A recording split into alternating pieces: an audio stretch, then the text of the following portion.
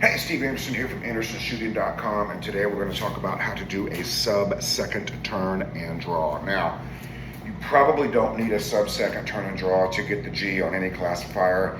Probably a 1-1, 1-2 would be plenty for a GM on a turn and draw classifier. I'm going to show you how to do it in dry fire in under a second. That way in live fire, you'll have the fastest possible turn and draw. If it turns into 1-1, 1-2 in live fire, that'll be perfectly fine for a Grandmaster run, but I'm going to show you how to dry fire it in well under a second. Okay, it's very simple. So, if these tiles represent the shooting box, I'm going to put myself in the top right of the box with my feet close together. And I'll show it to you here.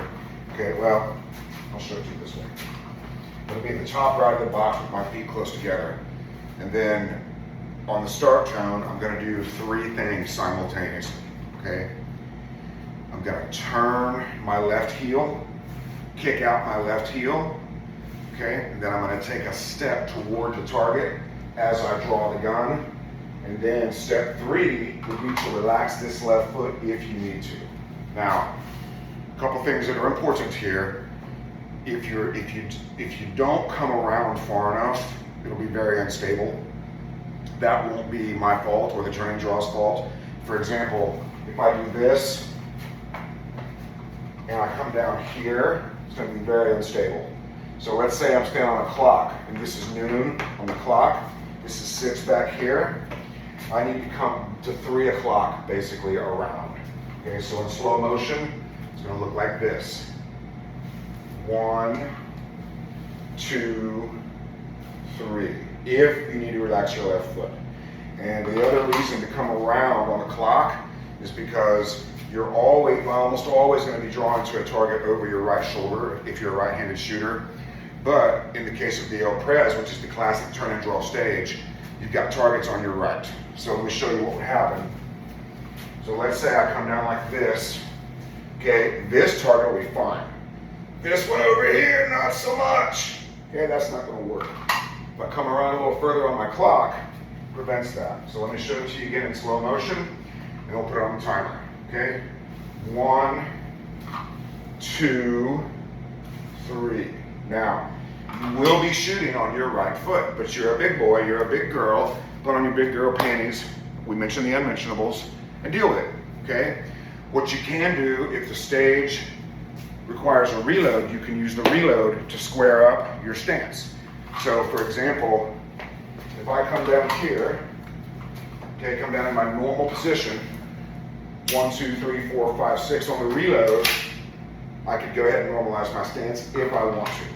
What I have found is that normalizing the stance without a magwell can cause reload problems. It did for me. But if I have a magwell, then normalizing my stance is a pretty good idea. All right, so we're going to start with a 0.8 par time, because I know I can do that very easily. So, well, we'll start with a 1 second par time. This will be easy all day long, okay? So, standing here in the top right of my box, do a 1 second turn and draw. Here we go.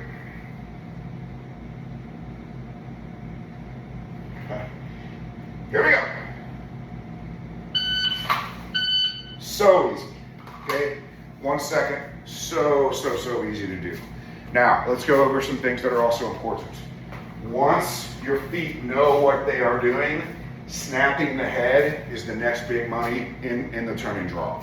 You really want the head snap to be the first thing. Okay? Because once the feet know what they're doing, if I look over my shoulder at the first target, my body is just going to follow my head around. It's going to be very easy. So 1 second, looks like this. Okay, see how my foot landed? If this is noon on my clock, I'm down here at 3 o'clock. The more I bend my knees, the less I need to relax that left foot. Okay, if my feet are nice and, if my knees are nice and bent, I can just leave that foot there. It's not a problem, right? So what most of you are going to do, most people will start like this, and they'll do a turn and draw that looks like this. Okay, it's very slow, very inefficient. I'm not saying you need a sub-second turn and draw pretty much ever. I'm saying if you can do it in under a second dry fire, it'll be 1-1, 1-2, it'll be a GM turn and draw. So we're at 1 second now. Let's go straight to 0.8 and show you what a 0.8 looks like. Okay? So it'll be a 0.8 turn and draw. This will be a 0.8 turn and draw. That was not a 0.8 turn and draw. So I was distracted by my last thought. Okay? So we're gonna leave that mistake in there. I was distracted by my last thought. I was distracted by the timer, which caused my conscious mind to stay awake. So let's do that again. This time I'm gonna preload it and reload it to make sure I get it right. Here we go. 0.8 turn and draw.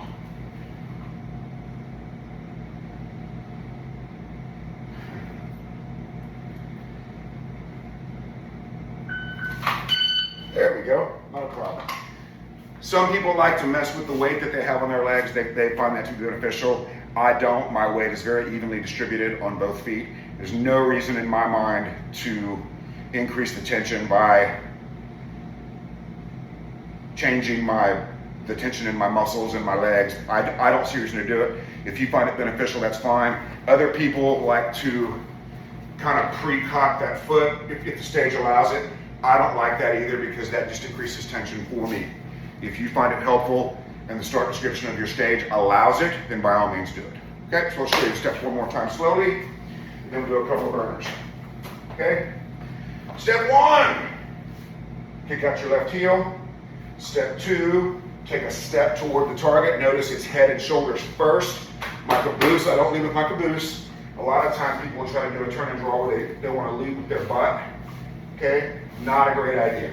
Okay, you want to lead with your head and your shoulders. That will prevent you from spinning. You're not spinning. All you're doing is taking a step toward the target that requires you to turn around. Okay, for example, let's say I'm standing here minding my own business and somebody says, "Hey Steve, there's a pretty girl on the phone." "Oh, cool." I'm going to take a step toward my phone to answer the call. What I'm not going to do is go, "Oh yeah," and then start walking forward. My first step is going to be towards my phone, towards my target. Okay? So let's do a couple burners for you. See, that was a 0.8. Might as well go straight to 6, because that's my normal par time. So it'll be a 0.6 attempt. I feel it. Oh, also it's very important to have the elbow behind the gun. This is my normal surrender stance anyway. When my elbow is behind the gun, I cannot hit the beaver tail. My elbow gets in front of the gun, I gotta do this, which makes it more likely to hit the beaver tail. Elbow behind the gun, surrender and turn and draw, cannot hit the beaver tail, not possible. Here we go. And somebody says, well, hitting the beaver tail might be a good idea. Well, not during a turn and draw. Here we go.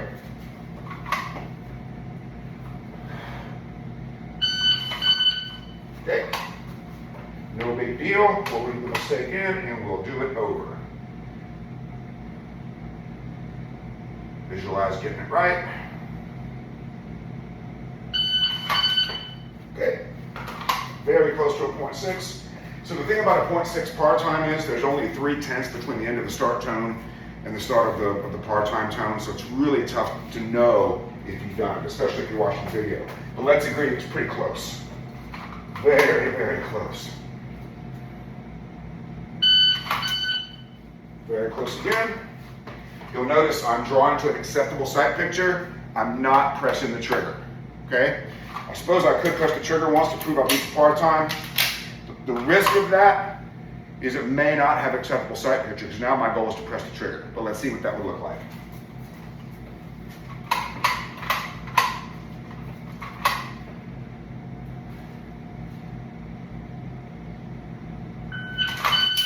Okay, now you can hear I'm right behind the par tone. So let's go up to a 0.7. I suppose that is useful, at least for the video, so you can see whether I've made it or not. So I'm going to set my striker again. It's a dummy round, by the way. Still, we don't want to ever have anything in the chamber when we're dry firing.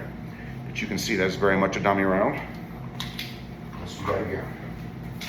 Once again, we're going to pull the trigger to indicate that I've beaten the par time. This is just for the video. I never do this when I'm dry firing.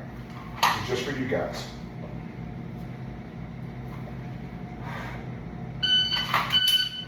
Okay, pretty much right on. All right, so there's your turn and draw. As always, you need a ton of reps before it's going to become subconscious. And if you have a classifier to do tomorrow or before this is subconscious, do not try to do this for the first time at a classifier. Do the reps until it becomes subconscious, just like everything else. And control the imprints to your self-image so that as you're learning the new turn and draw, you're sending imprints to your self-image. This is good, I can do this. Thank you so much for watching. And as always, go to upcoming classes at andersonshooting.com to see where we're going to be, what we're going to be doing. Look forward to seeing you soon. Come get some.